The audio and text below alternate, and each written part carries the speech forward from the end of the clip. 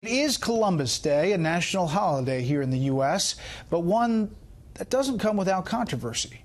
Recently, statues honoring Christopher Columbus have become part of the national debate over historical monuments, as protests have defaced some of those markers around the country.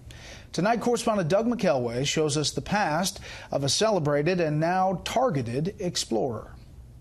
The truth about Columbus is that he didn't really bring anything other than genocide and slavery and violence to indigenous people of this land, and he's not somebody who should be celebrated. It is an increasingly common sentiment about Christopher Columbus. 4 states and 55 cities are now celebrating October 9th as Indigenous Peoples Day. Christopher Columbus went to jail! Represents genocide! New York's Columbus Circle statue remains under 24-hour guard. This fall, it was among scores of Columbus monuments across the U.S. who have been vandalized.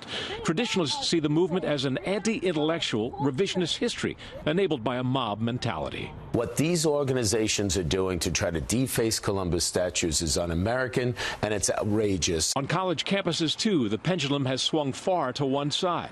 The Chronicle of Higher Education reporting on Saturday that an essay entitled "The Case for Colonialism" has been withdrawn due to credible threats of personal violence to the journal's editor. No wonder that scholar William Connell, who sees both good and bad in Columbus, treads carefully when asked about revisionist history. History's always being revised. I prefer the word correction. Connell acknowledges Columbus enslaved the people of Hispaniola, where he first landed. Their population was also decimated by measles and smallpox carried by the Europeans. Scholars now estimate between 50 and 90% of the population in the Americas died because of this. But he notes indigenous people returned the unfortunate favor, infecting the Europeans with an especially virulent form of syphilis, and that indigenous people, far from being peaceful as Columbus detractors wish, were often at war with each other. I'm a historian, so I like to preserve evidence. So I'm generally opposed to erasing our history. I'd rather have us learn about it. That appears to be the consensus of more than 1,000 New Yorkers who signed a petition urging Mayor Bill de Blasio to preserve Columbus statues in the city. Last month, de Blasio gave a special commission until December 7th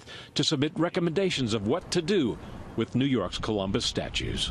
No commission can undo Columbus's lasting influence. Nearly 40% of the world's Catholics live in Latin America, practicing the religion and speaking the language that Columbus first introduced there. Brett? Happy Columbus Day. Doug, thanks.